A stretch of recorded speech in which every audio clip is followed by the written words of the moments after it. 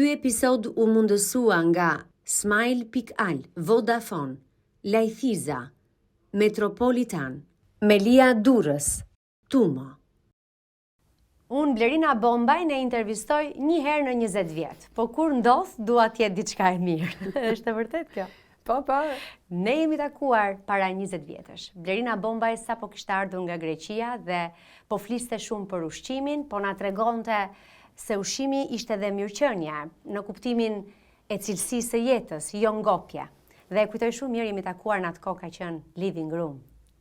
Unë isha gazetare në një emision mëngjesi, në televizionin Klan, edhe takova këtë nutricionisten, më dukej si diçka e huaj, po ishte bukur shumë. E kujton besoj atë bisedën tonë parë? Ka qenë intervista jote e parë? Intervista ime e parë në televizion ka qenë me Ilva Tarën, në mos gaboj, te emisioni ora 7. Po, është bëhet fjalë pikërisht për këtë. Unë kam bërë pjesën në terren, Ilva ka bërë bisedën edhe në studio. Po. Kanë kaluar 20 vjet. Në këto 20 vite, Blerina Bombaj ka krijuar një profil të theksuar publik, ti je dietologja më e famshme në vend. Besoj edhe më e besueshmja. Për shkak të eksperiencës së emrit që ti ke krijuar. Je siç e kishe parashikuar veten tënde? Çdo gjë në jetë më ka ndodhur që as e kam imagjinuar, siç mund të jetë edhe bashkëshorti, për shembull zgjedhja bashkëshortore ose të jetuarit në Shqipëri, domethënë nuk e mendoja kur isha 13 vjet emigrante në Greqi, po themi, nuk e kam menduar asnjë sekond të jetesës atje që unë do të kthehesha një ditë, sepse isha e rek, isha përshtatur ndryshe, ikëm edhe me një, si të thuash, dëshirë për t'u larguar, sepse në atë kohë vendi ynë ishte shumë i vakët në atë që të ofronte, dhe edhe ajo e moshës, lehtësia e moshës, po themi, dhe asnjëherë nuk kam menduar që unë do kthehesha, kisha një dëshirë shumë të madhe që të vazhdoja atje ku isha, sepse kisha bërë një përpjekje shumë të madhe për t'u integruar, për të qenë pjesë e shoqërisë, edhe erdhi shumë papritur kthimi im, kështu që Pse vendose ti të kthehesh në fakt? Cila ishte rrethana? Unë kam vendosur sot për nesër, me të thënë të drejtën, sepse edhe po ta them këtu për herë të parë, sepse jam kthyer. Jam kthyer për punën. Unë e vendosa që të hapja këtë qendër dietologjike ose këtë shërbim një vit pasi kisha mbaruar shkollën dhe kisha një vit eksperiencë. Dhe e mendoja me prapa të lehtësinë dhe mos dijen absolutisht nga biznesi, domethënë. E mendoja që do mundesha ta bëja duke jetuar atje. Edhe këtu do ngrija një qendër, një biznes, po unë do jetoja dhe do veja e do vija, domethënë. E kjo ishte diçka krejtësisht e paralizueshme dhe e hapa me ndihmën e mamas time, e hapa me ndihmën e vllait tim, Living Roomin që ka qenë atëre, dhe ajo streha që fillimisht na dha mundësinë ku të gatuanim, ku të shërbenim atë, të bënim shërbimin e shpërndarjes nëpërmjet kamarierëve të tij, pra shfrytzuam pak infrastrukturën e tij që kishte ngritur. Dhe unë besova dikë tjetër, mora një, si të thuash, një person që e quajta bashkëpunëtore, e cila ishte në atë kohë pa punë, edhe i ofrova le të themi, një bashkëpunim të tillë që ajo të mbante qendrën, ndërkohë që unë isha jashtë, mësova se bëra një trajnim, po themi, dhe brenda 3 muajve pash që personi në fjalë ishte shumë invaziv dhe avash merrte rolin kryesor në punë, duke më njanuar në një farë mënyrë rolin tim në mënyrë pak flagrante. Dhe kur jam kthyer pas 3 muajsh për atë Krishtlindje ka qenë, i kam thënë, shiko, ky është biznesi im dhe unë e bëj dhe pa ty, nëse ti nuk e ke kuptuar rolin tim. Dhe më tha, dhe unë e bëj pa ty. Dhe nga kjo gjë, në sekond nuk mund të bashkëpunoja më, domethënë me një njerëz që mendonte se mund ta bënte atë biznes, atë punë, po themi, pa pasur shkollë, pa pasur asnjë lloj të kaluar background-in në lidhje me atë gjë, dhe duke përfituar në atë formë sfacciato nga mundësia që unë i thash, e kuptova që nuk mund të vazhdoja me një person të tillë dhe unë më desh që të kthehem vetë dhe të marr përsipër atë që kisha nisur dhe jam kthyer nga sot nesër. Dhe ai personi pas 6 muajsh më konkuroi si një dietologe që s'ka nevojë fare ta përmendim se kush. Dhe vazhdon dhe sot e kësaj dite është në treg. Unë ide nuk kam, por s'ka rëndësi. Okej, dhe pak nuk ka rëndësi fare, rëndësi ka, domethënë një fenomen që ndodh në Shqipëri, rëndom edhe kudo, domethënë mund të ndodhi që ti hap një treg faktikisht të ri për herë të parë në Shqipëri nuk ekzistonte as, domethënë kur flitej për obezitetin njerëzit vrisnin pak mendjen çfarë do të thotë obeziteti. Dhe madje shumë mikesha të mia të më thoshin, po çfarë do bësh, do hapësh qendër dietologjike, do bësimi, njerëzit do të paguajnë ty që të mos han. Je sigurt për këtë që do bësh? Dhe në fakt unë isha shumë e sigurt se besoja shumë tek ajo që bëja. Dhe kështu hapa tregun edhe për persona të tjerë të cilët është e vërtet. Dhe bukuri. Dhe absolutisht, se konkurenca në një farë mënyrë përkundrazi. Madje unë do thoja, Blerina, që tek pengesat, njerëzit ose zvoglohen ose zmadhohen, ose u jepet një mundësi. Varet si e shikon një pengesë. Personalisht e kam thënë disa herë, unë në kriza kam qenë më produktive dhe nga krizat kam bërë gjërat më të mira në jetën time. Absolutisht. Kështu që ndoshta duhet diçka flagrante apo një mosmarrveshje e tillë që ti të merrje një vendim të shëndetshëm dhe të kuptoje që biznesi nuk bëhet me korrespondencë. Jo, patjetër që po. Edhe erdhe këtu, krijove një profil, krijove familje. Pas kaq viteve, mendoj thellë, duhet i them dhe faleminderit.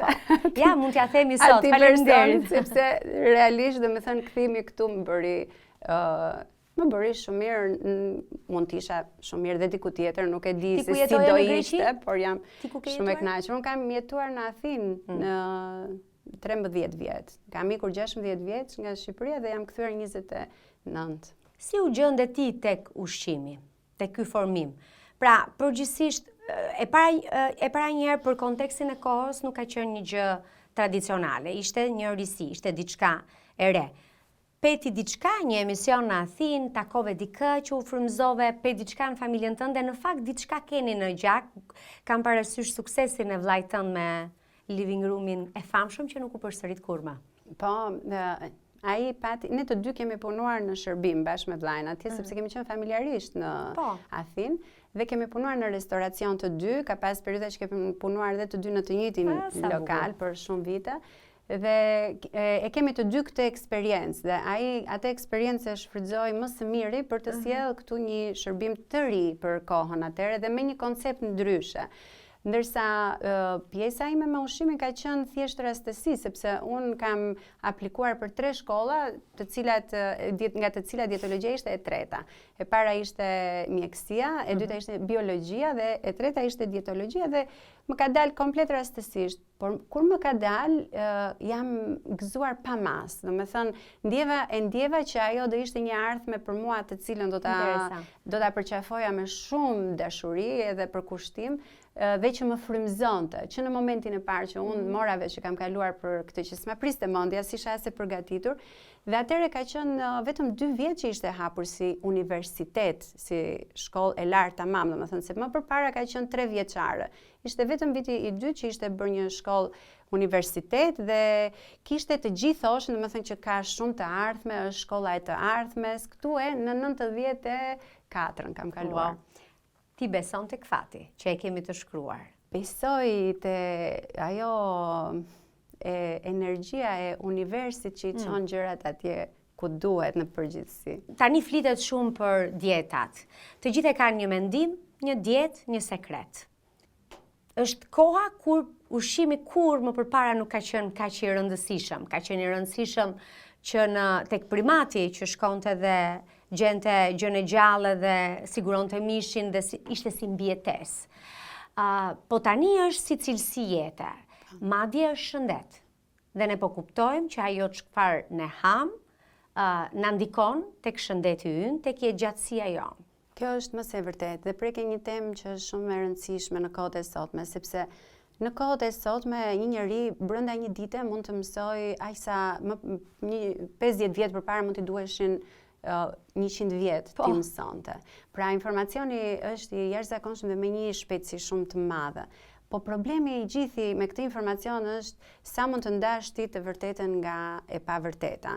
Pra edhe në informacionin që ofrohet për sa i përket ushqimit, duke qenë se çdo gjë komercializohet, duke qenë se bota është kthyer me të vërtet, domethënë po ecën me ritme shumë të shpejta drejt komercializimit të gjithçkaje, madje edhe vetë njeriu lind një konsumator, që ditën që lind është një konsumator.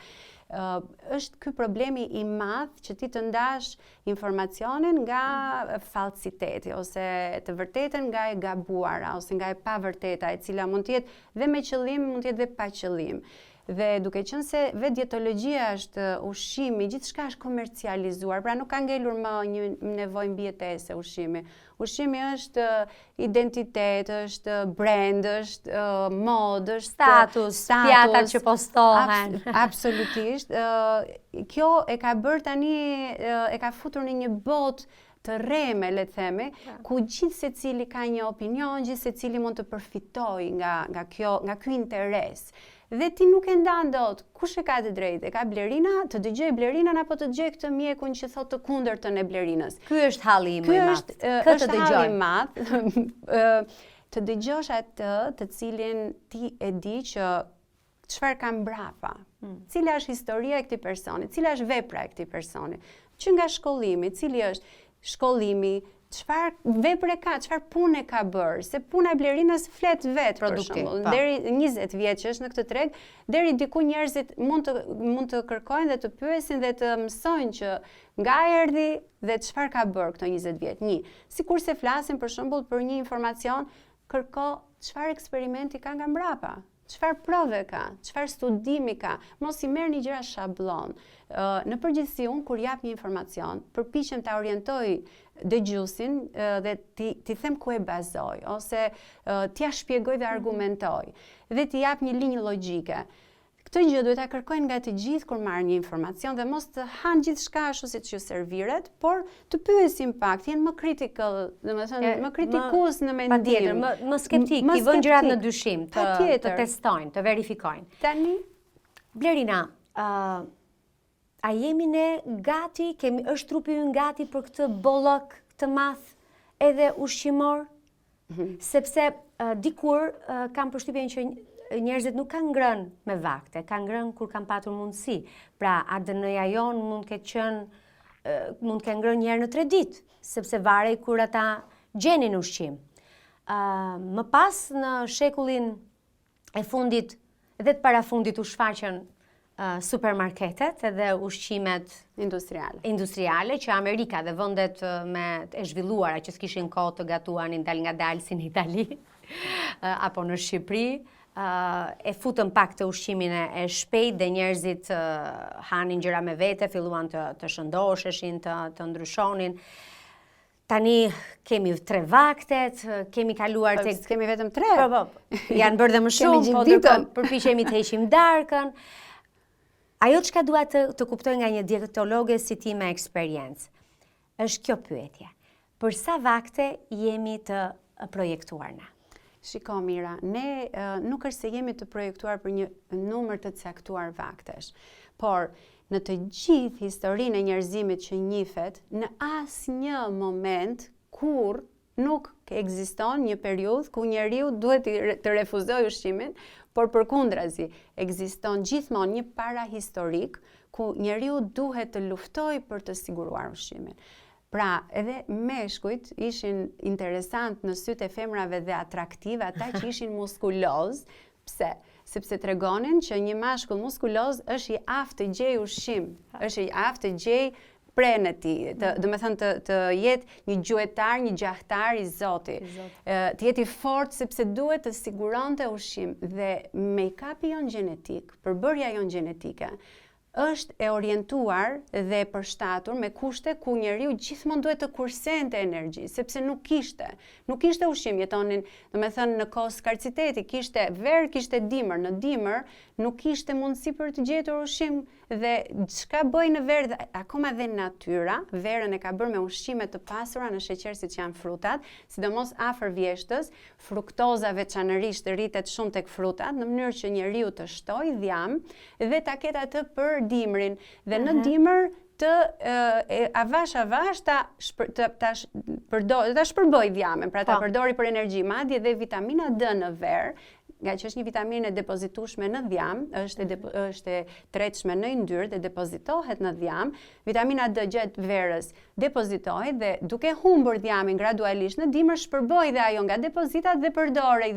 dhe vitamina D në muaj që nuk ishte ta zëm diell. Pra, mendo se si ne jemi të programuar gjenetikisht dhe papritur për vetëm 50 vjet, ne gjendemi në një bollëk ushqimi që nuk i themi dot jo, do me thënë jemi të mbytur nga ushqimi dhe nuk i thua dot jo dhe për një arsye tjetër. Sepse industria ushqimore filloi do me thënë atë investimin hovin e madh kur prek industria e duhanit. Pra, janë të njëjtat kompani që prodhonin duhanin dhe që fitonin shumë maramondse nga duhani, që blen industrinë ushqimore. Pse? Sepse e pan që nuk ecte më me duhanin, sepse kanceri i mushkërisë nuk bëj më dot i fshet, nuk fshihej dot më, dhe u ndaluan reklamat për duhanin ran, pra të ardhurat nga duhani, ata u hodhën te industria e ushqimit, po çfarë bën? Nga duhani vret tek çfarë bën? Përdorën të njëjtën strategji marketingu për ushqimin. Pra, varësinë dhe kishin shkencëtarët më të zotët për të studiuar psikologjinë e njeriut dhe bën një treg i cili të krijon varësi, sepse ti nuk i thua dot jo ushqimit, e ke shumë të lirë, e ke shumë të aksesueshëm, e ke shumë të shijshëm, e ke brand, e ke status, atë që them më përpara, dhe kjo u bë me punë, nuk u bë kështu rastësisht. Edhe se dia këtë si një projekt, strategji. Absolutisht. Pra ka patur psikolog, ka patur shkencëtar, ka patur njerëz që kanë ditur të futen në mendjen tonë të konsumatorit. Brapa industrisë së ushqimit ka një shkencë të jashtëzakonshme. Dhe këtu vim dhe tek ajo, do me thënë, njeriu është një qenie njerëzore dhe qenia është e lidhur me ndërgjegjen, njerëzorja është e lidhur me ato format e jashtme, jashtë ndërgjegjes, dhe nuk mjafton të jesh inteligjent. Mjafton, do me thënë, inteligjent ka qenë ai që shpiku bombën bërthamore. Dhe këtu shpikjet ose puna u bë jashtëzakonshme për të arritur një qëllim i cili nuk ishte i mirë për njerëzimin.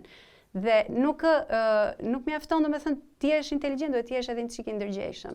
Ndërgjegja nuk besoj se hyri në këtë aspekt dhe në këtë drejtim të jetës. Dhe pse ta them këtë? Sepse sot jemi në një situatë ku tokat janë të kontaminuara në mënyrë pothuajse të pakthyeshme.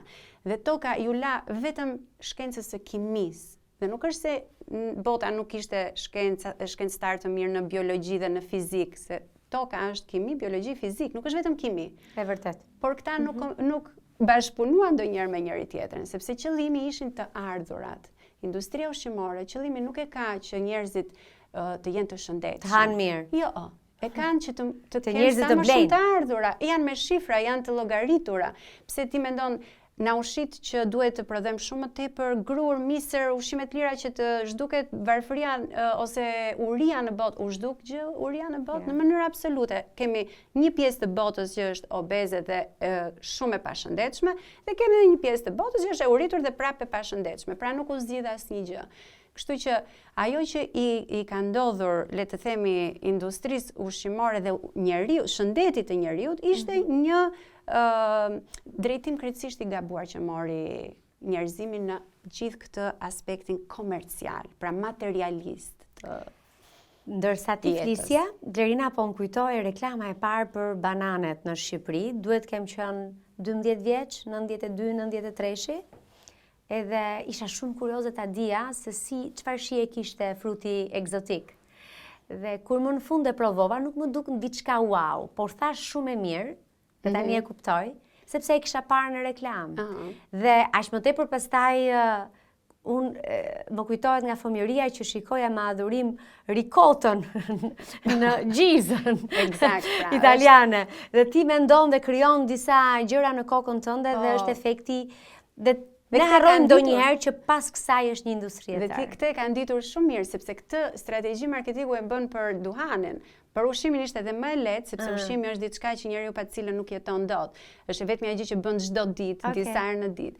Kështu që të vim tek përgjigja e pyetjes se i rash pak gjatë u humba përgjigjen. Përgjigja është kjo që siç e thash, kur njeriu nuk ka qenë në këto pozita dhe tani sasia e ushqimit që i serviret është në kundërshtim me gjenetikën e tij, me programimin gjenetik të tij, me parahistorikun e tij, me gjithë qindra, mira vitet që ai ka evoluar, me evolucionin e tij.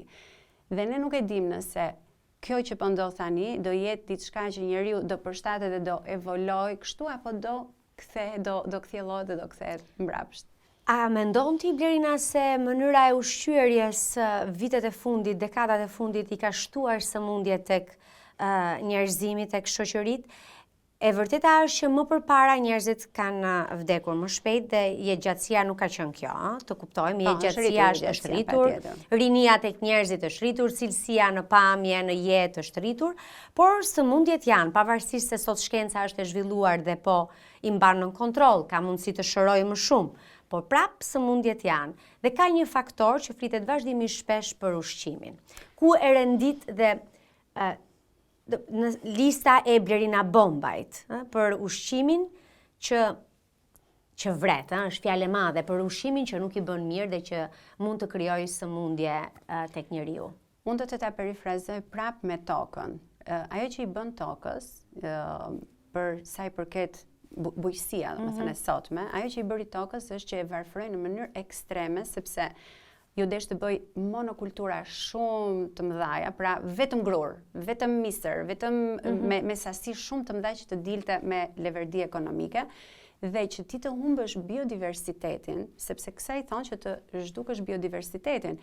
Toka dhe jeta bazohet në ndryshueshmërinë që ne kemi. Ndryshueshmëria, ndryshimi dhe larmia janë baza e jetës.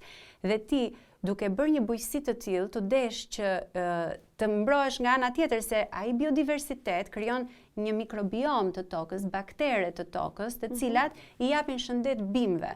Dhe nëse ti zhduk shumë llojshmërinë e këtyre baktereve, ti ke zhdukur imunitetin e tokës. Dhe çfarë të duhet të bësh? Të duhet ta fertilizosh në mënyrë kimike, të duhet i hedhësh pesticide bimën, se bima nuk mundet më vetë t'ia dalin, kështu siç ti ke shkuar kundra natyrës. Dhe toka sot është varfëruar në mënyrë ekstreme nga pesticidet dhe nga kimikatet, nga përdorimi kimik që i bëhet. Nuk është më sustainable e qëndrueshme, se janë ca terma, kërkoj ndjes për termat anglisht, po janë ca terma që në shqip ndoshta nuk ende se kam gjetur qëndrueshmërisë, po e kuptoj çfarë është. Nuk është më e rigjenerueshme. Ti ke prishur balancën kryesore, që është rigjenerimi natyral që toka e ka, natyra e ka, dhe po të njëjtin gjë ka dhe trupi njeriu. Ne jemi si toka. Pa diskutim, toka është një organizëm i madh, ne jemi një organizëm i vogël. Kjo që i bën tokës reflektohet tek shëndeti i njeriu në mënyrë të direkte, sepse ushqimi është kontakti yt direkt me tokën, me natyrën. Pra, ushqimi që ne konsumojmë është ekspozimi më i madh që ne kemi ndaj natyrës. Dhe atë që ti ke bërë natyrës, ajo do të kthehet absolutisht edhe ty nëpërmjet ushqimit që ti konsumon, sepse ajo natyrë e prodhon. Kështu që është prishur balanca aty, është prishur dhe balanca në shëndetin e njeriu. Dhe unë dua edhe të kujtoj diçka këtu, që njerëzit nuk e dinë, ose dhe vetë të 300 vitet e fundit që bota po shkon drejt materializmit, e kanë bërë njeriu të besojë që nuk është i vetshërueshëm. Njeriu është një organizëm me një forcë të jashtëzakonshme mbijetese dhe vetshërimi, dhe sot shkenca e vërteton që çdo organ i trupit është i rigjenerueshëm dhe i riparueshëm, i vetë riparueshëm. Pra, që nga truri që ne besonim se neuronet nuk janë të riparueshme, palca kurizore që besonim se është e pariparueshme, sot shkenca i hedh poshtë këtë teori dhe thjesht ne jemi larguar shumë nga aftësitë vetshëruese, sepse ne kemi humbur balancat e natyrës, balancat që jeta dhe ky univers ka, që do të thotë ti duhet të jesh vetë eficient, të kesh atë momentin e pushimit, të kesh momentin e ushqimit, të kesh pra çdo gjë me karar dhe të vi një rezultat nëpërmjet një balance dhe jo i sforcuar siç e duam ne. Ne e duam natyrën të prodhojë më shumë se ç'ajo ka kapacitet të prodhojë dhe e sforcojmë dhe e shkatërrojmë. Të njëjtën gjë bëjmë dhe me trupin tonë. Ne duam të bëjmë, të arrijmë, të kemi, të shkojmë, të rendim drejt, të krahasohemi, të konfliktohemi, të garojmë dhe harrojmë të kemi dhe një balancë të brendshme që duhet ta ruajmë.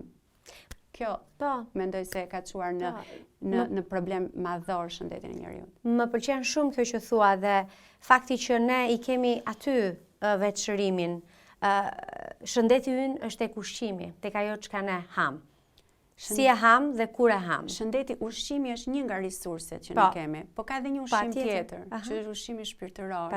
Dhe janë të gjitha të nevojshme për njeriun. Pra, stresi, menaxhimi i stresit.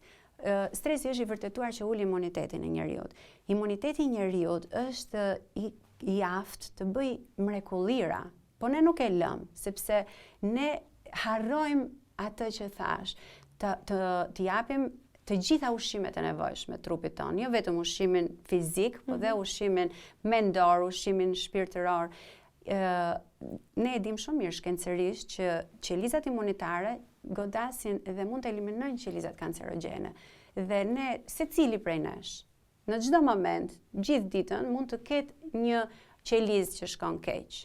Por ka një sistem imunitar që e njeh dhe normalisht kështu duhet të shkojë. Sistemi imunitar duhet ta eliminojë. Vetë qeliza ka aftësi të vetë eliminohet.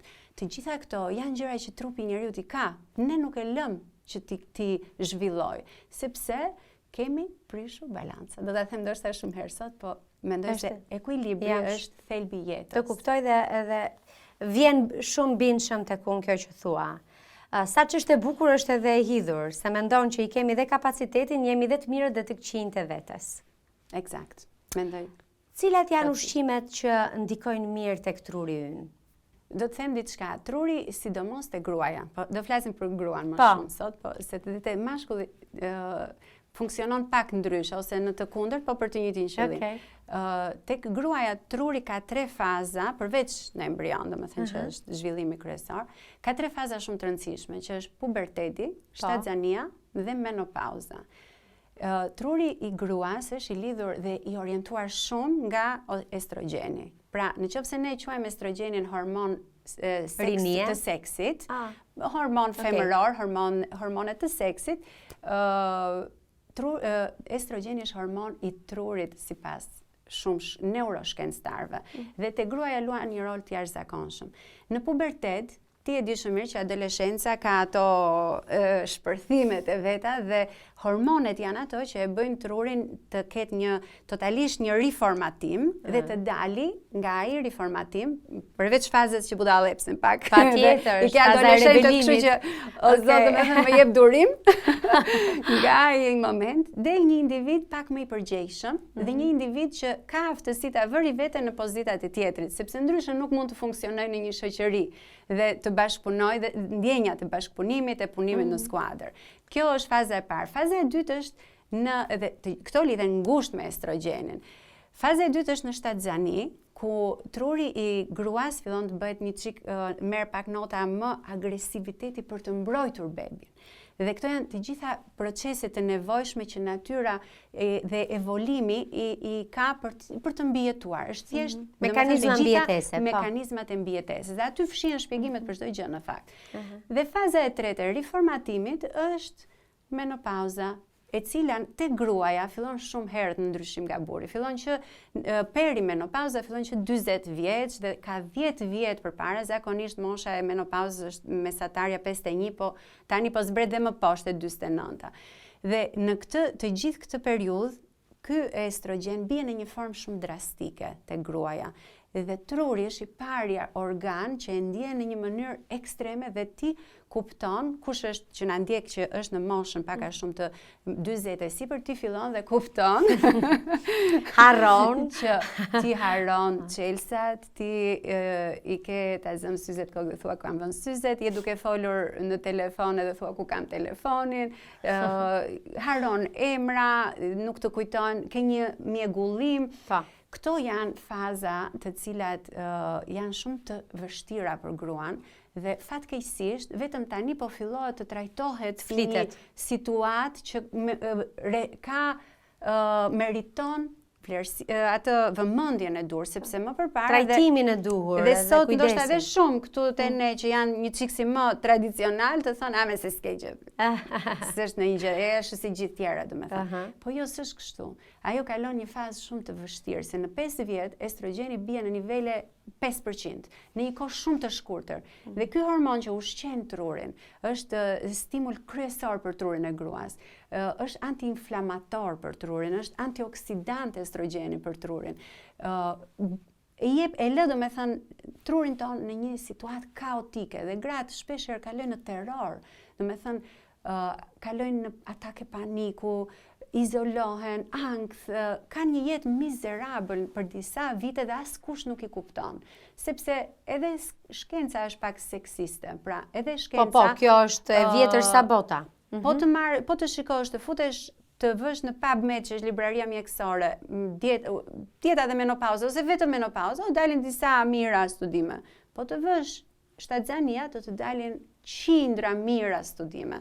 Me thënë, në shtatzani, gruaja si pas shkencës është më e rëndësishme, sepse do të riprodhoj dhe aty bëjmë shumë studime, kurse në menopauzë nuk është dhe kaq e rëndësishme dhe i bjem shkurt se s'ke gjë. Kështu që në këtë fazë, janë sot, është një Lisa Mosconi, një neuroshkencëtare, cila ka vdekur edhe gjyshja dhe mamaja nga Alzheimeri, dhe është e terrorizuar nga ky fakt, sepse Alzheimer është dhe pak në gjenetik, dhe ka ngritur grupin e saj shkencor, the Brain Initiative Study për gruan, dhe ka skanuar pafund tru të grave të cilat janë në këtë periudhë. Dhe ajo ka kuptuar që në periudhën e perimenopauzës truri i gruas pëson një ndryshim drastik, kalon në një gjendje shumë vështirësie dhe aty janë rënjët për shumë gra të Alzheimerit. Pra në këtë ndryshim pikërisht të kësaj moshe, të kësaj faze të lidhur me hormonet femërore që bien drastikisht, mundet, është një probabilitet që të jenë ato shenjat ose kolonat e para të Alzheimerit, sepse Alzheimer është më shpesh te gratë në fakt se sa te burrat. A ka këtu, ndoshta nuk e mbarova, po Blerina, a ka një mënyrë për njerëzit që të marrin ushqim që ta mbrojnë veten nëpërmjet ushqimit? Këtu do doja të dilja. Pra, përpara kësaj situate, ushqimi është shumë i rëndësishëm në këtë periudhë. E para sepse në këtë periudhë me uljen e estrogenit rritet rezistenca ndaj insulinës dhe rritet gjendja inflamatore në trupin e gruas, që edhe në trup brenda, pra ka një lloj rezistence edhe për vetë trurin dhe për metabolizmin për prodhimin e energjisë nga neuronet dhe deri tek çdo sistem fiziologjik i saj. Dhe në momentin që ne kemi përballemi me një situatë rezistence ndaj insulinës, gjëja e parë që duhet të bëjmë është të kontrollojmë sasinë e karbohidrateve dhe cilësinë e karbohidrateve që ne ham. Sepse nëse ne marrim gjithkohës karbohidrate pa fibra, insulina do rritë gjithkohës e lartë, rezistenca do bëhet akoma më keq, inflamacioni do jetë akoma më i lartë dhe problematika në tru amplifikohet. Ndërsa ajo që të ndihmon është e para ulja e sasisë totale të karbohidrateve, unë gjithmonë them deri 40 bëni trupi mund të rikthehet kollaj. Mbas 40 është shumë e vështirë dhe faturat janë shumë më të larta që ti do paguash. Dhe duhet të bësh më shumë kujdes. Nuk e ke më atë aftësinë rikuperuese ashtu siç e kishe para 20 vjeç, të themi. Kështu që në këtë periudhë sasia e sheqerit duhet të jetë e rreptësisht e kontrollueshme dhe sheqeri nuk duhet merret nga ushqimet përpunuara, ku sheqeri shkon me një herë në gjak, pra nga gjithë këto ushqimet e procesuara, oriz, makarona, është gjysmë e keqes, po shumica ushqen dhe me ushqime të gatshme të supermarketit, shpesh herë i konsumojnë dhe nuk i llogarisin dhe fare që po i konsumojnë për shembull. Dhe duhet të llogaritet që sheqeri të merret me fibra. Legume, drithra të plot me fibra, siç mund të jetë tërshëra, gruri, hikërori, quinoa, perimet dhe fruta të merren të plota dhe jo lëngje që të rrisin me njëherë sheqerin në gjak. Pra fibra duhet të jenë një vëmendje shumë po thuaj që frutat është mirë të mos i shtrydhim në mëngjes, është mirë ta kafshosh. Sepse shtrydhja koncentron sheqerin, i heq gjithë fibrat, po natyra e ka bërë enkas që ajo të jetë ashtu siç është, sepse në organizëm nëse e merr të plot një portokall dhe nëse e merr lëng, sheqeri do të rritet shumë më shpejt në gjak me lëngun sesa me portokallin dhe insulina do të rritet më shumë. Kështu që nëse duam një dietë që të rregullojmë sensitivitetin e insulinës, duhet bëjmë shumë kujdes të marrim sheqer gjithmonë me karbohidrate dhe ka dhe një këshill tjetër këtu që e mira është kur jemi në një vak të plot, të fillojmë nga proteinat, pastaj nga sallatat dhe pastaj të shkojmë te karbohidratet, sepse dhe kjo ndihmon që sheqeri mos shkojë shumë shpejt në gjak. Sallata nuk duhet jetë e para? Sallata mund të jetë e para, s'ka rëndësi, të dy të parat mund të jenë proteinat, pra mishi, peshku, pula dhe sallata dhe pastaj në fund makaronat, patatet ose buka. Ushqim tjetër që rekomandohet shumë në këtë periudhë janë antioksidantët, që truri është shumë selektiv për nutrientët që pranon të hynë në të. Nuk i pranon të gjithë nutrientët. Truri është ka një barierë e cila te i kalohet vetëm për nutrientet caktuar dhe antioksidantët janë një nga për shembull polifenolet e boronicave, të vajit të ullirit, janë ato që kanë pasaport për të hyrë në tru dhe ndihmojnë shumë që të ketë një nivel antioksidues, një mbrojtje antioksiduese dhe antiinflamatore. Një ushqim tjetër që truri e adhuron është omega 3, acidet lyrore omega 3, sepse truri ynë është i përbërë në pjesën më dërmuese nga acidet lyrore omega 3 dhe nga kolesteroli. Po kolesterolin e prodhon vetë dhe s'ka nevojë t'ja japësh me ushqim, kurse acidet lyrore omega 3 fatkeqësisht nuk i prodhojmë dot vetë. Dhe ushqimi më fantastik për trurin, që mund të jetë numër 1, që nuk e them dot se gjithmonë do ankohen se është ushqim i kushtueshëm dhe normalisht nuk e gjen dot dhe kollaj, po do ta themi se për informacion s'na bën asnjë të keqe, është veza e peshkut, haviari. Haviari. Sepse ka një koncentrim shumë të lartë të acideve lyrore omega 3 dhe bën shumë mirë. Megjithatë omega 3 kanë edhe peshqit, e kaltër sidomos. Salmoni, po mund të shkojmë dhe për peshqit, se salmoni ka ca probleme tjera që mund të jetë i kontaminuar për shkak të rit të kultivimit artificial, se nuk është ndonjëherë i egër. Duhet t'jesh në Norvegji që ta shijosh. Është shtrenjtë i egër, nuk arrin dot, kështu që sardelet, skumbri, toni i vogël janë ushqimet pasura në omega 3. Çfarë i bën haviari trurit? Jep ushqimin. Na futen në mendim tani. Nëse ka një ushqim që i përshtatet dhe jep atë ushqimin më të dashur trurit, është haviari, sepse është shumë i pasur në acide lyrore omega 3. Japonezët kishin një term shumë të bukur që unë nuk e them dot në japonisht, po në e shqipëruar ishte menopauza, quhej pranvera e dytë. Është sa bukur, me sa dashuri e kanë trajtuar. Ata janë gjithmonë shumë hapa para, jo një se një është pak. Ata janë shumë hapa para. Është e vërtetë dhe mua më pëlqen shumë si shoqëri mistike shumë e jashtëzakonshme. Ka të bëjë me insulinorezistencën, me rezistencën pjesa kur gratë fillojnë në menopauzë dhe krijojnë pak hije dhe vën pak djam tek barku, po ka në ndonjë mënyrë ushqimet që e tresin e ndihmojnë për insulinorezistenca bashkë me gjithë këto ndryshimet hormonale, se dhe dominanca, sepse gruaja ka dy hormonet kryesore femërore, që themi estrogeni dhe progesteroni, dhe në këtë periudhën që ato bien, nuk bien të dyja njësoj. Njëra bie më shumë, tjetra bie më pak dhe kanë dhe një disbalans me njëra tjetrën dhe kjo bën për shembull që njëra të dominojë, estrogeni mund të dominojë dhe të krijojë prak këto problematikat edhe të rivendosjes së dhjamit komplet në trup. Ti shikon një rishpërndarje të masës dhjamore në trup që fillon që tek krahët, tek shpina, merr pak formë më dhe mashkullore, pra më pak femërore, le të themi, sepse estrogeni është dhe ai hormoni femëror që e bën gruan të ketë format femërore dhe të jetë sensuale dhe tërheqëse nga ana, sepse duhet të krijohet vazhdimësia e njerëzimit. Kështu që interesant shumë. Po, çfarë fuqie. Po, është zbreta i dhe ndryshojnë forma, gjithçka. Kështu që kjo e barkut është dhe si pasojë e estrogenit dhe insulina, patjetër që rritet sensitiviteti, se tham estrogeni është një nga hormonet që e mban edhe insulinën ose rezistencën ndaj insulinës të ulët. është domethënë me pak fjalë është ëngjëlli mbrojtës për gruan estrogeni. Kështu që po kjo nuk duhet na dekurajojë që të mendojmë se kur bie estrogeni nuk ka më mbrojtje. Ka mënyra të tjera se si trupi gjen dhe kompenson mungesat. Dhe ndoshta këtu mund t'japim një këshill shumë të rëndësishme që sot flitet shumë, që është aktiviteti fizik me pesha të rënda. Do me thënë, sforcimi i muskulit me peshë të rëndë, që do të thotë në peshën e 8, në përsëritjen e 8 me zor ta ngresh.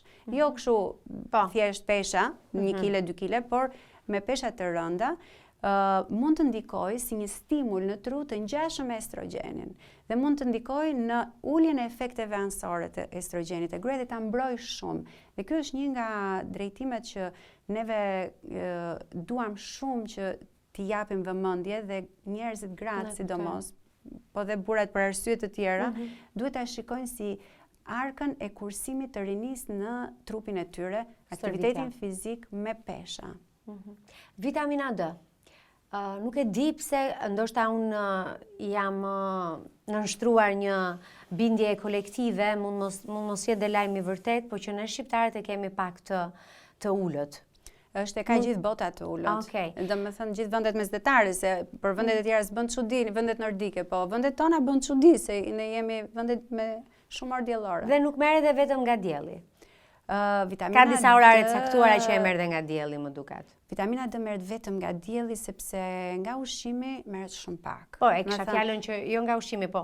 Edhe tek, domethënë nuk mjafton vetëm dielli. Ka raste që ne mendojmë që jemi një vend me diell, po e kemi vitaminën D të ulët. Ne kemi vitaminën D të ulët sepse njerëzimi më përpara, domethënë ndryshimi i mënyrës jetesë ka ndodhur shumë shpejt.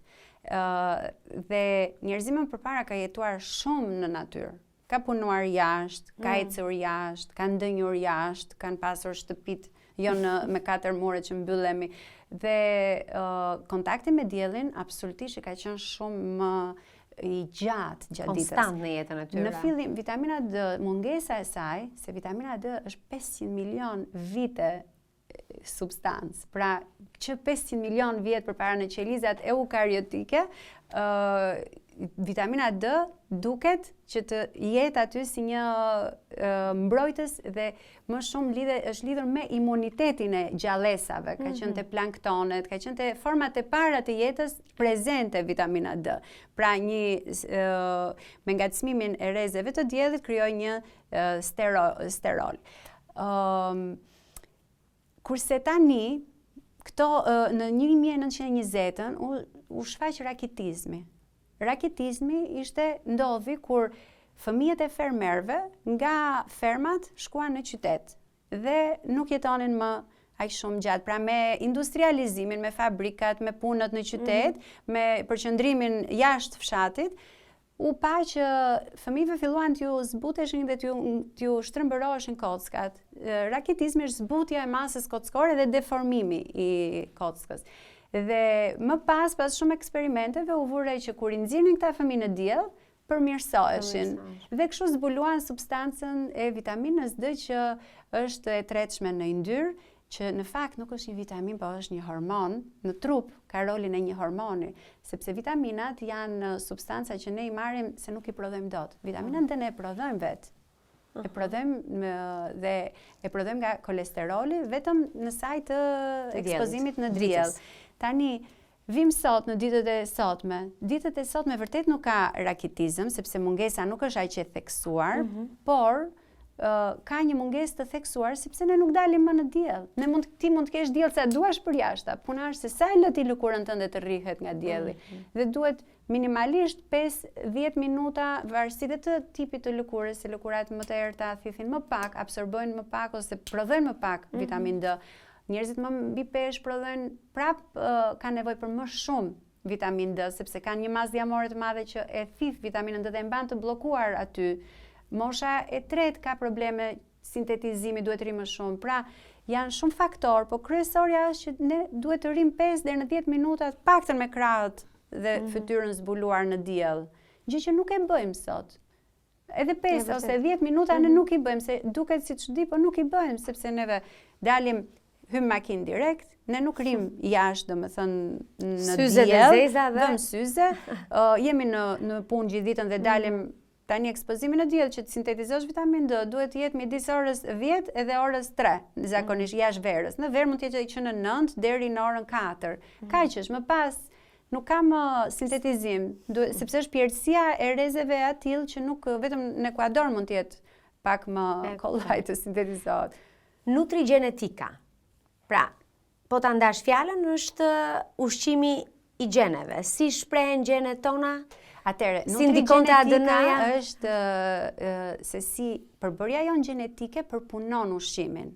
Nutrigenomics është ose genetics është ajo se si çdo njeri ka një kompozim gjenetik i cili nga njeriu në njeri 3% ndryshon. Ne kemi të njëjtat gene, pak a shumë gjithë njerëzit, 1% e vogël ka ndryshime. Dhe secili nga ne ka një kompozim gjenetik që i përpunon në një mënyrë, ka një metabolizëm unik, le të themi, dhe mund të ketë atë përpunimin e enzimat caktuara, mund të ketë më pak, mund të ketë më shumë se dikush tjetër, dhe kjo reflektohet, për shembull, kafeina është një enzim në organizmin tonë për të cilën është përgjegjëse një gen që ta largoj atë me shpejtësi nga organizmi. Unë e kam atë genin defektoz dhe nuk e largoj dot kaq shpejt dhe jam intolerante ndaj kafeinës dhe kafeina më bën keq. Domethënë unë nuk e pi. Ka shumë njerëz që janë kështu që nuk duhet ta pinë kafen vonë se i lë pa gjumë. Ka dhe njerëz që flen top, pinë kafe. Kjo është ai kompozimi gjenetik që jep varietet, domethënë ndryshon nga njëri te tjetri për disa gjëra, se në një fashë të madhe jemi pak a shumë aty. Ndërsa ajo që është shumë interesante e kohëve të fundit është epigenetika, e cila është shprehja ose fikja e geneve.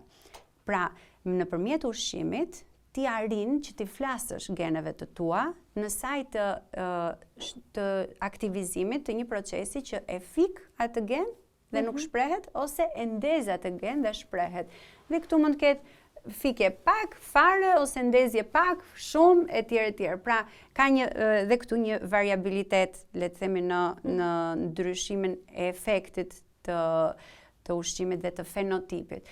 Dhe kjo është ajo që njeriu ka jetuar gjithmonë në bashkëpunim me ambientin dhe është pikërisht efekti i ambientit që përpunon dhe njeriu. Është një martesë, domethënë që nuk ndahet kurrë. Është një bashkëjetesë dhe jemi të lidhur. Pra nuk jemi dot të shkëputur dhe ambienti gjithmonë ndikon te ne.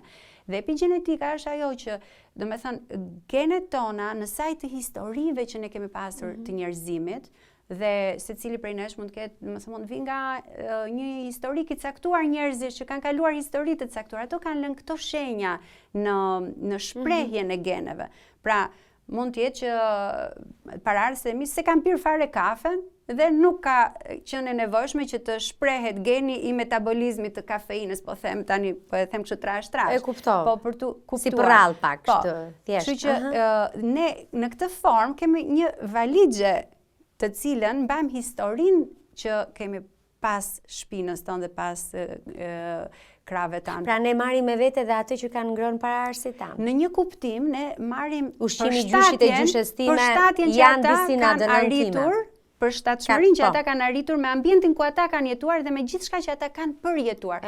Dhe në këtë, për shembull, në epigenetik mund të luajë rol dhe stresi, mund të luajë rol gjithçka dhe këtë mund ta thoj shumë bukur, mund ta shpjegojnë shumë bukur pastaj psikiatrit se si traumat njerëzore trashëgohen, edhe pse ti s'ke jetuar fare në atë kohë, mund ta kesh të trashëguar në ADN-n tënde, në epigenetikën tënde, shprehje të caktuara, të cilat lidhen me një histori të njerëzimit të caktuar. Sepse mesazhi është ky që ne jemi në një ndryshueshmëri të vazhdueshme bashkë me ambientin. Jemi të dy palët të ndërthurur ngushtë. Prandaj ajo që i ndodh ambientit është pa diskutim reflektohet te ne, dhe ajo që na ndodh ne reflektohet te ambienti. Dhe ti shikon se si njerëzimi ka arritur ta shkatërrojë ambientin. E shoh shumë mirë, madje edhe në bukurën time. Po e merr mbrapsht. E shoh shumë mirë, Blerina, jam shumë e vlerësoj shumë. Dhe tek epigenetika, ushqimet për shembull që ndikojnë për mirë, që flasin geneve tona, shembull është sulforafan. Sulforafan gjendet tek brokoli dhe sidomos te filizat e brokolit. Dhe sulforafan ka një aftësi që t'i flasi geneve, pra të ndezi genet që lidhen me detoksifikimin. Dhe ka shumë studime që tregojnë se ka lidhje me mbrojtjen ndaj kancerit të gjirit.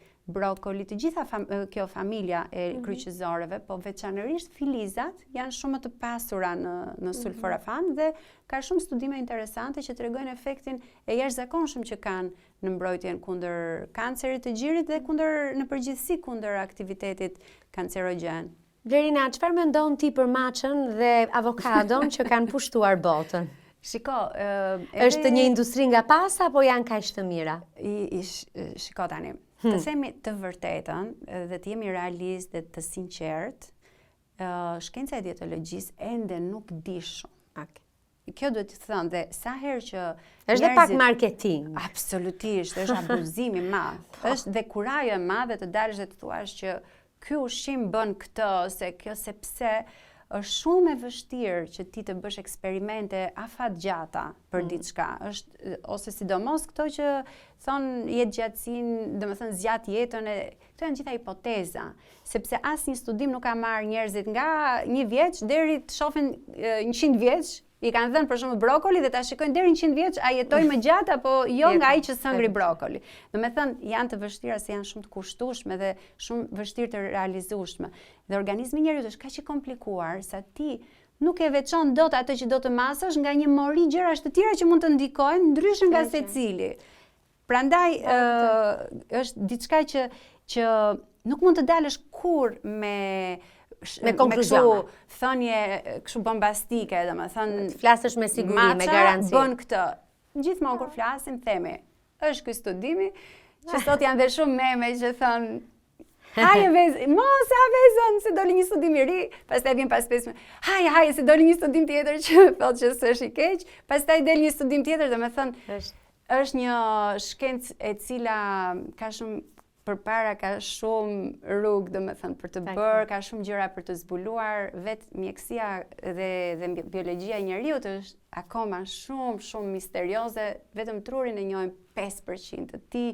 Domethënë akoma mund flasim kështu në hipoteza, pas njerë me siguri. Jemi infantile ende. Megjithatë, si shpjegohet gjatësia e Italisë? Apo e Kretës, apo edhe vendet të tjera është dhe një vend duket në Japoni. Okinawa. Okinawa. Këto janë 3 vendet, po ka dhe fiset të tjera që kanë treguar. Besoj është e lidhur me ushqimin. Po, shiko, gjithmonë kur gjenden shekullor, që themi në popull që jetojnë më gjatë, gjë e parë që studion është pa diskutim ushqimi. Dhe këto vende kanë një të përbashkët që kanë një ushqim të larmishëm, të bazuar në prodhime natyrale dhe bim, pra përfshin dhe bimët shumë në përditshmërinë e tyre, po ka dhe një gjë tjetër të pandar që është ana sociale.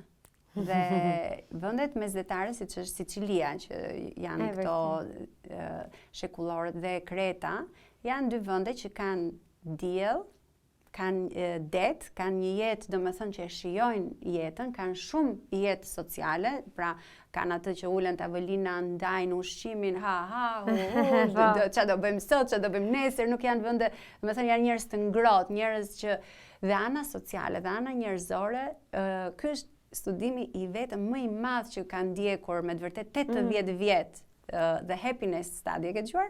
Jo, nuk e kam dëgjuar, po më rrin shumë mirë dhe gjithmonë e mendoj që edhe tavolina tona janë tavolina kur mblidheshim në drekën e së dielës në shqiptarët e kishim moment ceremonie dhe ishte një moment i bukur në shtëpinë tonë, për shembull mami gjithmonë të bënte dhe gjithë nënat në Shqipëri janë përpjekur të bëjnë diçka më shumë apo të ftojmë një kushuri, merr të kuptim dhe merr kuptim edhe nga gëzimi dhe nga ajo që ti ndan me tjetrit. Për shembull, sot e kësaj dite njeriu e ka të vështirë të hajp vetëm, Sigurisht. Më ka ndodhur sigurisht, po nuk jam e lumtur, më pëlqen. Ne jemi njerëz kështu social. Kur kam qenë në Sicili, jam kënaqur aq shumë se më kujtoheshin vitet e 10 dhe fëmijëria jon, se ato ende dalin në balkon dhe thrasin: "E Fabio!" Po edhe ajo është një kënaqësi vete në mënyrën se si trajtojnë kur ulesh gjithë dashuri. Unë them që më pëlqen shumë kjo që thua ti, është fiks kështu. Do të sjell një studim happiness study, që ishte shumë. Dua vetëm gjëra me lumturimi, çose i lexoj me shumë qejf. Po. Është studimi i vetëm i cili ndoqi për kaq vite me radhë dhe në fillim të studimit i pyeti të gjithë, çfarë është për ty lumturia?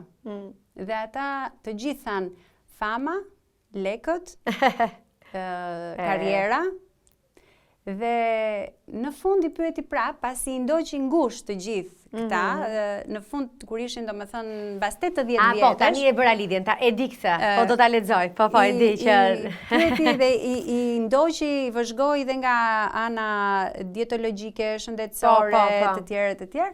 Dhe në fund konkludoi që njerëzit që ishin më të lumtur dhe më të plotësuar dhe që jetuan më gjatë, ishin ata që kishin raporte të mira njerëzore. Njerëzore, po e di tani më kujtohet, nuk e di.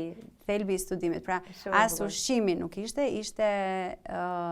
dashuria që secili në jetën e tij merr dhe jep, që mendoj se është edhe forca lëvizse më kryesore dhe më e shenjtë e gjithë kësaj bote. Absolutisht. Më vjen shumë mirë Blerina Bombaj. Ne vërtet takohemi çdo 20 vjet. Unë shpresoj që pas 20 vjetësh ne të realizojmë intervistën tonë të tretë, jemi mirë me shëndet. Me siguri shkenca do të ketë bërë gjërat mrekullueshme, do jenë bërë zbulime fantastike në 20 vjet, do të jenë sa për një shekull, besoj. S'po i themi sa do jemi atëherë. Sa do jemi. Sa do jemi aq sa ndjemi, patjetër. Dhe ose do jemi ajo çka kemi ngrënë. Patjetër. Edhe me këto flokët kështu po më duket sigur po dukemi si motra binjake sot. Shumë faleminderit. E vlerësoj shumë kontributin që ke dhënë në Shqipëri. Këtë po ta them si grua edhe si gazetare. Më pëlqen shumë se si ti e drejton e orienton Instagramin tënd. Faleminderit. Edhe me atë spontanitetin, sinqeritetin, drejt për drejtësinë. Shpresoj që ti jesh ndjer mirë. Më duket sikur si e më në televizion tani. Jo, jam shkëputur. Sepse u bën shumë vite dhe mendoj që ishte një cikël që u mbyll dhe që njeriu duhet ta di dhe ta kuptoj vetë që kur mbyllet një cikël të shkëputet që të filloj një cikël tjetër, se ndryshe ngelesh peng. Unë mbështes çdo njeri që di të mbylli kapituj dhe të hapi të rinj. Po, dëgjoj, ajo gjëja që nuk ndryshon vdes. Kështu që ndryshimi është gjithmonë i domosdoshëm në jetë. Shumë i nevojshëm. Shumë faleminderit Blerina dhe të uroj shumë suksese dhe shpresoj që u ndjeve mirë në këtë podcast. E di që më ke sjell një mjalt. Ta kam sjell mjaltin sepse quaj edhe simbol kështu të mirësie. Është nga bletët që normalisht bletët janë edhe shpirti i bujqësisë, se pa blet nuk kemi ushqim, janë dhe shpirti i jetës dhe janë dhe shumë lule.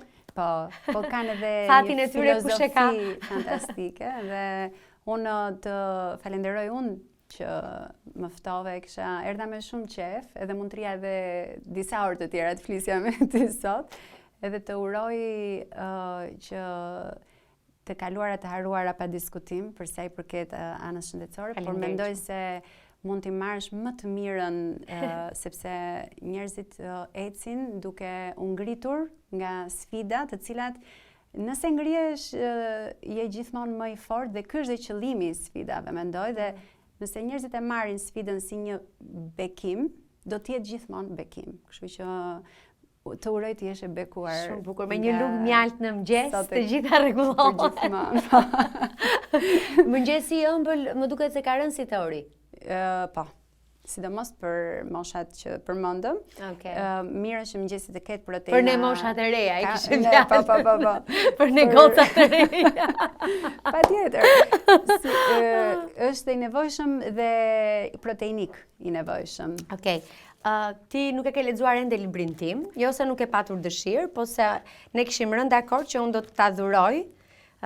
Blerina insistonte që donte ta blinte, po të ftuarve të mi ju e kam dhuruar librin, kështu që do të ta shënoj pak më vonë, sepse stilografi im është pak pak larg, po ti do ta postosh në Instagram gjithsesi atë që unë do të shkruaj. Nuk diskutohet. Edhe shpresoj që të shijoj, është një isha sot në një takim tek Vodafone, i cili është edhe më ka mbështetur dhe për kauzën dhe për këtë librin, po edhe sidomos për podcastin. Edhe teksa flisja për librin, po thoja që frika ime ishte forca ime, sepse jo për sëmundjen, e kisha fjalën tek libri. Nga që nuk kisha eksperiencë si shkrimtare, i thash vetes kur ula në 8 shkurt të 2025 të shkruaj, që mira, ti nuk je shkrimtare, as nuk ke ndonjë eksperiencë të bësh ndonjë libër, po rrëfe gjithçka ndjeve fije për pe.